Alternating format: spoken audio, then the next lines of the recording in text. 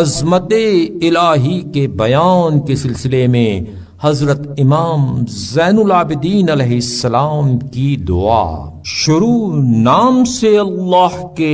جو بڑا مہربان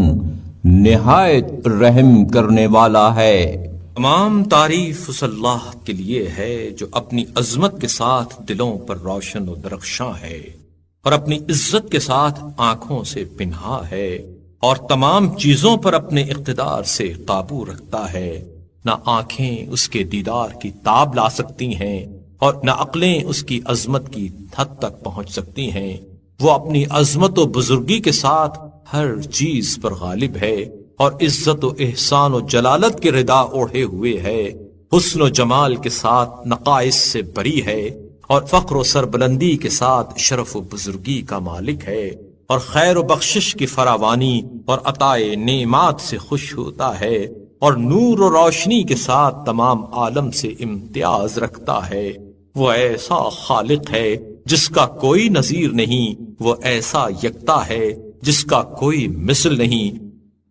وہ ایسا یگانہ ہے جس کا کوئی مد مقابل نہیں، وہ ایسا بے نیاز ہے جس کا کوئی ہمسر نہیں، وہ خدا جس کا کوئی دوسرا نہیں، وہ پیدا کرنے والا ہے جس کا کوئی شریک کار نہیں، وہ رزق دینے والا ہے جس کا کوئی مددگار نہیں، وہ ایسا اول ہے جسے زوال نہیں، وہ ایسا باقی و جاوید ہے جسے فنا نہیں، وہ دائم و قائم ہے بغیر کسی رنج و مشقت کے، وہ امن و امان کا بخشنے والا ہے بغیر کسی حد و نہایت کے، وہ ایجاد کرنے والا ہے بغیر کسی مدت کی حد بندی کے، وہ صانع و موجد ہے بغیر کسی ایک کی اعانت کے، وہ پروردگار ہے بغیر کسی شریک کے، وہ پیدا کرنے والا ہے بغیر کسی زحمت و دشواری کے، وہ کام کرنے والا ہے بغیر عجز و درماندگی کے، اس کی کوئی حد نہیں مکان میں اور نہ اس کی کوئی انتہا ہے زمانے میں، وہ ہمیشہ سے ہے، ہمیشہ رہے گا، یوں ہی ہمیشہ ہمیشہ اسے کبھی زوال نہ ہوگا۔ وہی خدا ہے جو زندہ قائم و دائم قدیم و قادر اور علم و حکمت والا ہے۔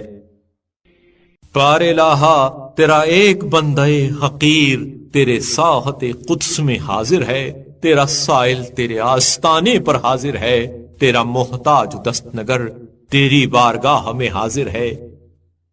پار الہا تیرا ایک بندہ حقیر تیرے ساحت قدس میں حاضر ہے، تیرا سائل تیرے آستانے پر حاضر ہے، تیرا محتاج دست نگر تیری بارگاہ میں حاضر ہے۔ پار الہا تیرا ایک بندہ حقیر تیرے ساحت قدس میں حاضر ہے، تیرا سائل تیرے آستانے پر حاضر ہے، تیرا محتاج دست نگر تیری بارگاہ میں حاضر ہے۔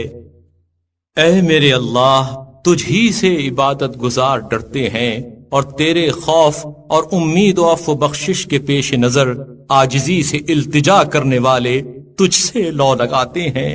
اے سچے معبود، استغاثہ و فریاد کرنے والوں کی پکار پر رحم فرما اور غفلت میں گرفتار ہونے والوں کے گناہوں سے درگزر فرما، اور اے کریم، اپنی بارگاہ میں توبہ کرنے والوں کے ساتھ اس دن کے جب وہ تیرے سامنے پیش ہوں نیکی اور احسان میں اضافہ فرما۔